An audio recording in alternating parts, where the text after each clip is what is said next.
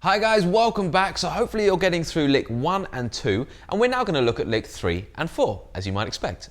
So we're firmly up in the pentatonic shape 1 at this point. Okay, so and when I say up in shape 1, I mean not down here, we're up here. Okay, we're going to be going back and forth between those two, but for now we are stuck up here. And the next lick, so lick number 3, it sounds like this. Okay, so it's just a cool little idea. It's kind of got a bit of a Hendrix vibe about it, this one, and we all know that Stevie Ray Vaughan was massively influenced, as were most people, by Jimi Hendrix. So what we're going to be doing is we're going to be grabbing the 15th fret and we're going to be bending up just a little half tone, just a little nudge basically, or a quarter bend, just ever so slightly touching that up. Maybe not quite as much as a half bend, just a little bluesy curl, little nudge, okay? And then we're going to come back to the 12th fret, E string, 12th fret B string. Then we're going to grab the 14th fret and do a whole bend, so a whole tone. Okay. Then back down, so literally where we just came from, so 12th fret and 12th fret again. So we've got this. So this kind of back and forth is a really common sound in the blues. You go high to low, and then back up to high again. Okay, it's really, really common, so it's worth kind of getting your fingers around that.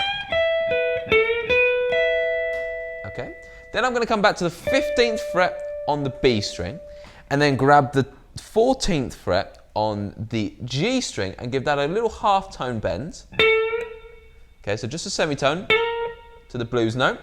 Then normal 14, 12, good solid Stevie-esque vibrato, and then down to the 14th fret root note. Okay, so that all together looks like this.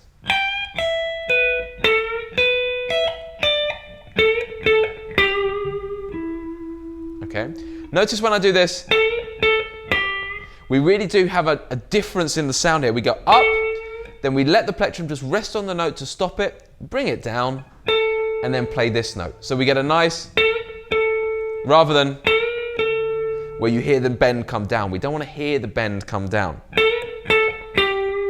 Vibrato, wide vibrato, and then root note. So again.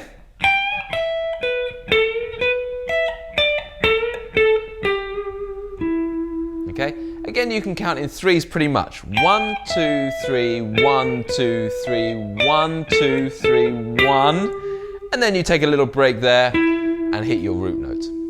Okay. So that's lick number 3. Now lick number 4 goes like this, which is definitely one of my favourite Stevie Ray Vaughan sounds, and this is just awesome. What we're doing here is pretty much combining that minor pentatonic shape 1 with the major pentatonic shape 2. Okay? So I want you to try and visualize that. That's a very, very common thing to see in the blues, where you're using both major and minor over your kind of dominant 7th chords. Pentatonic, of course. Major and minor pentatonic is what I mean. So there's shape 2, there's shape 1. So if you think about this little lick here, so I'm going to start on the 14th fret of the D string, and then I'm going to grab 12 and 12 on the G and the B string. That's obviously just minor pentatonic. However, when I go here, so I'm on 14th fret G and B string, this note is from the minor pentatonic, but this note is from the major, shape 2. So you really need to try and visualize where these notes are coming from. Okay, so I'm going to that kind of combined sound. Then when I slide up here, I'm just going to basically, this is essentially sliding onto the blues note and the minor pentatonic note. Then back down to the 12. So we've got this, which is a great sound, right? Remember to do all downstrokes with your plectrum hand. Back to the root note, and then we do this Muddy Waters-esque double 14, back to the root note, double 12, and then we're going to leave it there. Okay, so that's kind of like, okay? Again, all downstrokes, okay? It's going to be quite vicious and quite attacky with your right hand here, because you want to get that aggressive sound. So that lick number 4 is this.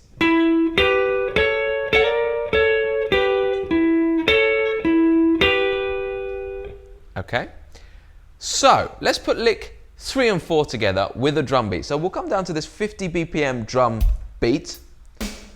So it's obviously very steady. So it goes like this, after 4, 3, 4.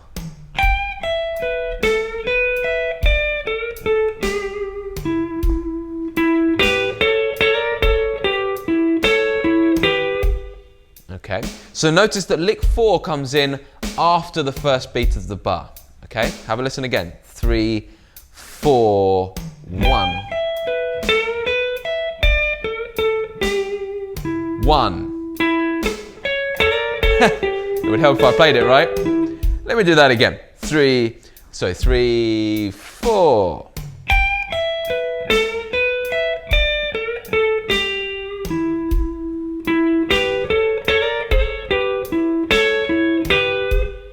And there we have it. Okay, so just like with any kind of rhythmical licks that we're doing, we really want to get the sound in our head. So you need to make sure that you've listened through it a few times. Remember, you can use the tab to kind of just highlight these sections and slow it right down to a point where you can really understand it and kind of play through it with the tab and with the audio. So we've got these sections. Remember, every single lick that you go through, try and work it out logically in terms of what shape you're using, as well as obviously learning the lick, okay? Because that's going to be crucial to being able to use this in your own improvising.